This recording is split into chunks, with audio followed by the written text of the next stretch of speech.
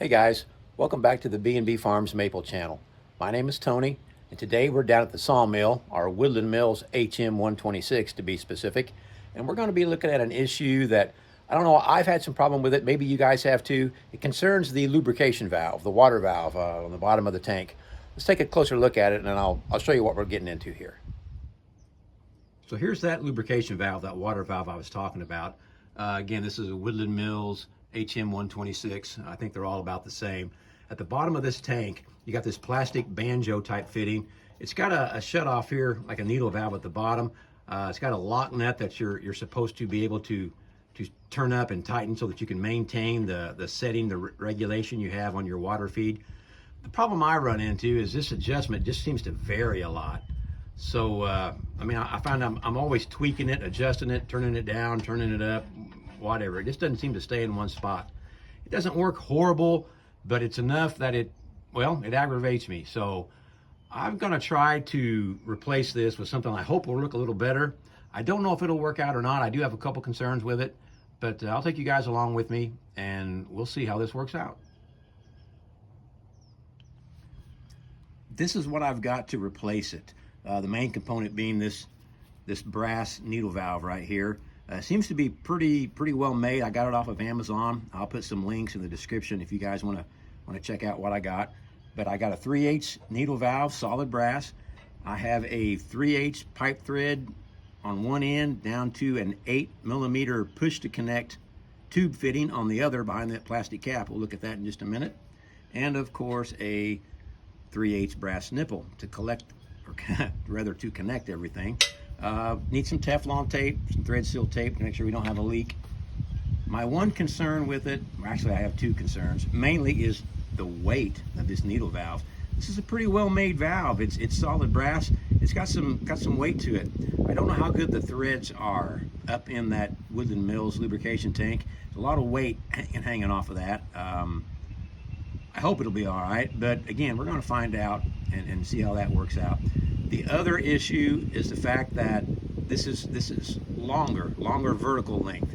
So I'm hoping that when the mill is all the way in its upward position, like you're sawing on a really large diameter log, that there'll still be sufficient water flow through this. But again, we'll find out when I get it on there. So let's get this started and see what we come up with. So I guess the first thing to do is to get the original valve off. That shouldn't be too hard, with the exception, oh no, it wasn't bad at all. I'm getting that tube out of there. It pulled right out.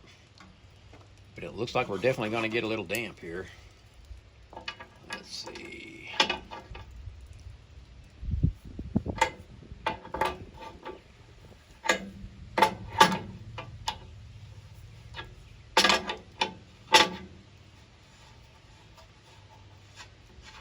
Here comes a waterfall.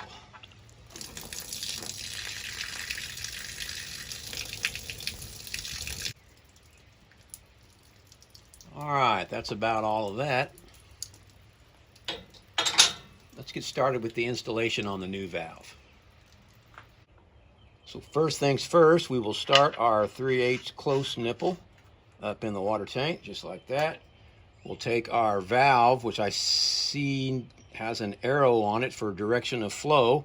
So we'll orient that correctly. Put that right up on there. We did put some thread tape on that close nipple. I guess a leak at the water tank wouldn't be the worst thing that could happen, but if we can head it off, so much the better. Snug this up. I don't think that needs to be super tight. We're going to stop right there. And we're going to take this fitting I talked about. It's 3/8 national pipe on one end. It's already got some thread sealant on it by 8mm push to connect, like a shark bite fitting on the other. We'll screw that up into the bottom. Snug it down. Just like that. Take our tube. It's got some wear there. I wonder if I should cut that off. Let me see how that feels. Well, it went up in there pretty good. I'd like to mention also that this valve, I was worried that it might suffer the same problem, that it might vibrate around as it's running.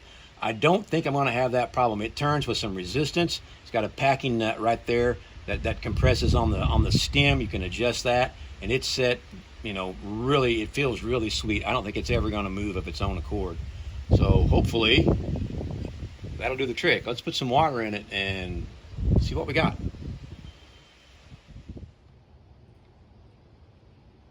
So we've got the water tank filled up, and luckily there are no leaks, so I'm happy about that. Let's take a look and see what kind of flow rate we get out of this. Just for the sake of this test, I'll show you, I have taped the handle down, so that way I don't have to be back there and hold the grip, so the water will flow as soon as we open the valve here. So let's get down on the nozzle and see what kind of flow rate we get. I will crack it open and we'll see.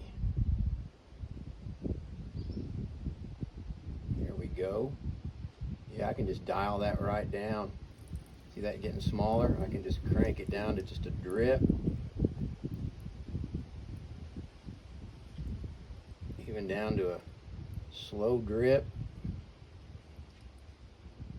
Oh, that's pretty awesome. Or I can open it up. Yeah, I think it's going to work out real well. Well, that's about it, guys. Thanks for watching. I hope that this helps someone out there. Remember to like, share, and subscribe if you don't mind. And hey, drop us a comment below. It really does help the channel. I know everybody says it, but yeah, it really does help. So until next time, you guys stay safe. We will talk to you later.